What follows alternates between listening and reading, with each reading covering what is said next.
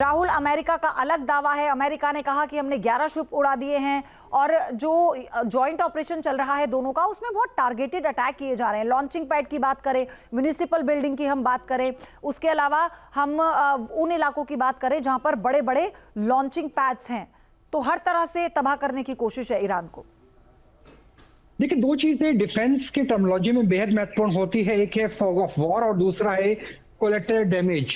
Collateral damage इस लिहाज से भी, जैसे आपने प्रिसीजन गाइडेड मिसाइल्स की बात की अमेरिका और इजराइल की तरफ से, लेकिन उसके बावजूद भी ईरान की तरफ से तस्वीरें आई थी कि कैसे एक बच्चियों के स्कूल पे, जो गर्ल्स स्कूल था, उसे भी टारगेट लिया गया। हो सकता है उसके नीचे कोई बंकर हो या कुछ ऐसा सेंटर हो, जिस तरीके से हमें गाजा में नजर आता था। दूसरा है कि फॉग ऑफ वॉर।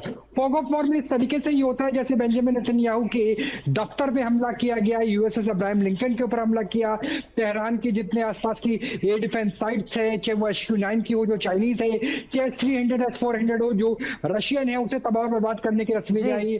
फोर्डो और नेतांज की तस्वीरें सामने आई कि वहां भी जो न्यूक्लियर स्टॉक पाइल था उसे खत्म करने की कोशिश की जा रही है। हालांकि उसके बाद इंटरनेशनल एटॉमिक एजेंसी की तरफ से कहा गया कि अभी तक न्यूक्लियर रेडिएशन की कोई खबर नहीं आई है फोर्डो की तरफ से। तो बहुत सारा फॉग ऑफ वॉर है जो आमतौर पर दूसरे देश के मोराल को तोड़ने के लिए और अपने सोल्जर्स और अपनी जो कंट्री के सिटीजन है उन्हें विश्वास दिलाने के लिए कि हम जीत की कगार पर है, वो किया जा रहा है। राहुल, मैं आपको रोकूंगी। एक बड़ी खबर आ रही है ब्रिटिश मीडिया के हवाले से इस वक्त की। ईरान सरकार के खिलाफ ग्राउंड ऑपरेशन की तैयारी है।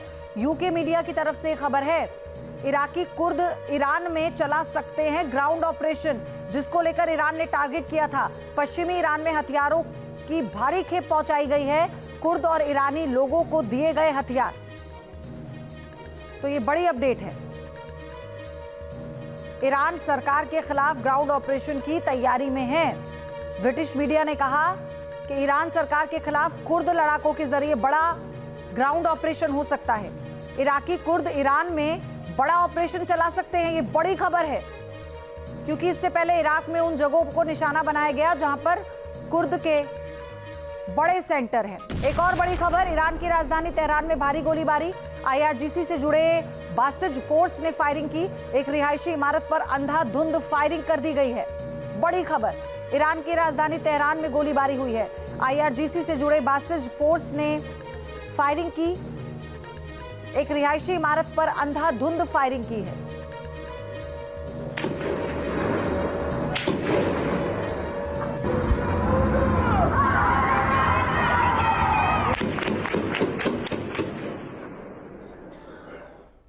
तो मिडिल ईस्ट में चल रही जंग क्या न्यूक्लियर अटैक के बाद ही खत्म होगी?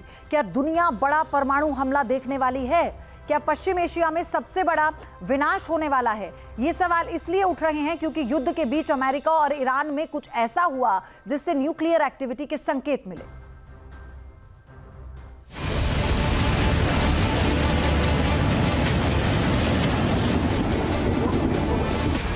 ईरान के साथ जंग के बीच अमेरिका में आया रहस्यमयी भूकंप। भूकंप के झटकों से हिली nuclear testing site Newada.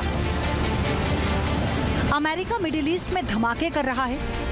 Operation epic fury के जरिए ईरान को दहला रहा है।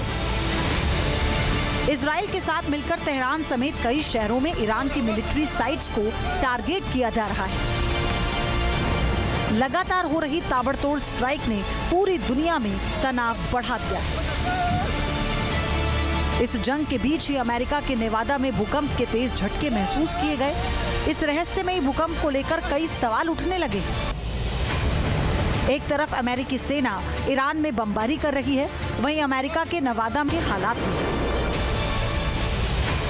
हाल ही में राष्ट्रपति डोनाल्ड ट्रंप ने साफ चेतावनी दी कि हमले की सबसे बड़ी लहर अभी तक आई ही नहीं। यानी अमेरिका और इजराइल अब तक किए गए अटैक से भी ज्यादा भीषण हमला कर सकते हैं। ऐसे में सवाल इस बात को लेकर है कि क्या न्यूक्लियर अटैक होने वाला है।